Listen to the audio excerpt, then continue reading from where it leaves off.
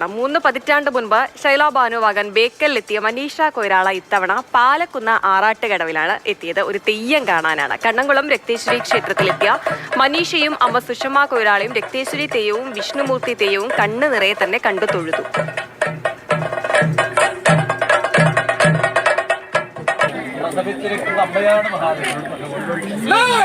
അതുവഴി നിങ്ങളെന്നിരിക്കുന്ന ജീവിതത്തെങ്കിൽ ഒരു ലക്ഷ്യത്തെങ്കിലേക്ക് എന്ത് പ്രതിബന്ധങ്ങളുണ്ടായാലും ആ പ്രതിബന്ധങ്ങളെയെല്ലാം തരണം ചെയ്തുകൊണ്ട് നിങ്ങളെന്നിരിക്കുന്നതായ ലക്ഷ്യത്തെങ്കിലേക്ക്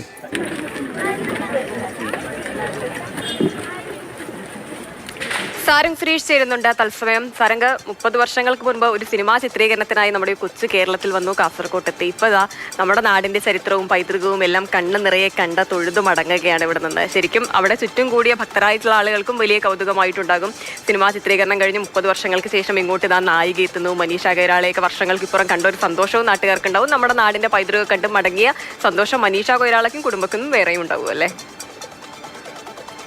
ബോംബെ സിനിമയുടെ 30ാം വാർഷികത്തിൻ്റെയും അതോടൊപ്പം തന്നെ സിനി ടൂറിസം പദ്ധതിയുടെ ഉദ്ഘാടനത്തിൻ്റെ ഭാഗമായിട്ടൊക്കെ തന്നെയാണ് മനീഷ കൊയ്രാള കാസർഗോഡ് എത്തുന്നത്. അങ്ങനെ 4 ദിവസത്തോളം നീണ്ടു നിൽക്കുന്ന ഒരു ഷെഡ്യൂളൊക്കെ ആയിട്ടാണ് ഇങ്ങോട്ട് വരുന്നത്. മനീഷ കൊയ്രാളയും ആഗ്രഹിച്ചിട്ടുണ്ടാവുക നല്ല തെയ്യം കാണാനായിട്ടായിരിക്കും.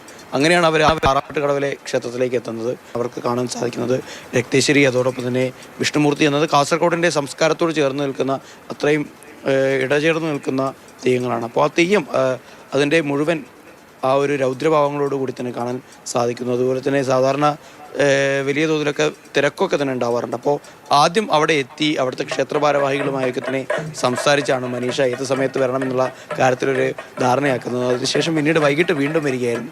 അങ്ങനെ തെയ്യത്തിൻ്റെ അടുത്തെത്തി തെയ്യത്തിൻ്റെ അടുത്ത് നിന്ന് മൊഴി കേട്ട് മഞ്ഞൾക്കുറിയും മഞ്ഞൾ പ്രസാദവും വാങ്ങിയിട്ടാണ് അവിടെ നിന്ന് മടങ്ങുന്നത്. മനീഷയോടൊപ്പം അമ്മയും ഉണ്ടായിരുന്നു. അപ്പോൾ അവിടെ തെയ്യം കാണാൻ എത്തിയിട്ടുള്ള ഭക്തർക്കും അതുപോലെ തന്നെയുള്ള പ്രദേശവാസികൾക്കൊക്കെ തന്നെ നല്ലൊരു അനുഭവമായിരിക്കും. മനീഷയും ജീവിതത്തിൽ ഒരിക്കലും മറക്കാത്ത നല്ലൊരു അനുഭവമായിരിക്കും. കാരണം നമ്മുടെ നാടിൻ്റെ തനതായ രീതിയിലൂടെ തന്നെ അവരെ പല രീതിയിലും അവരുടെ താമസ സ്ഥലത്തും അതുപോലെ തന്നെ അവർ പങ്കെടുത്ത പൊതുപരിപാടികളിലൊക്കെ തന്നെ ആ രീതിയിലുള്ള സ്വീകരണം കിട്ടിയിട്ടുണ്ടാകും. പക്ഷേ നാടിൻ്റെ തനതായ സംസ്കാരത്തെ തൊട്ടറിയുന്ന ഒരു നിമിഷം എന്ന് തന്നെയാണ് മനീഷ ഇതിനെക്കുറിച്ച് പറയുന്നത്. അതുമാത്രമല്ല, ഏറ്റവും പ്രധാനപ്പെട്ട ഒരു കാര്യം, 30 വർഷം മുൻപേ കാസർഗോഡ് വന്നു എന്നത് യാഥാർത്ഥ്യമാണ്. പക്ഷേ ഷൂട്ടിൻ്റെ തിരക്കിനിടയിൽ പ്രത്യേകിച്ച് മണിരത്നത്തിൻ്റെ സെറ്റിനകത്ത് എന്ന് പറയുമ്പോൾ അത്രത്തോളം അച്ചടക്കം വേണ്ട ഒരു സാഹചര്യം, അങ്ങനത്തെ ഒരു കാഴ്ചപ്പാടാണ് പല നടീനടന്മാരും പറയാറുള്ളത്. അപ്പോൾ അവിടെ നിന്നൊക്കെ തന്നെ ഈ രീതിയിൽ പുറത്തേക്ക് പോകാനോ പുറത്തുള്ള കാഴ്ചകൾ ആസ്വദിക്കാനോ ഒന്നും തന്നെ സമയം കിട്ടിയിട്ടുണ്ടാവില്ല.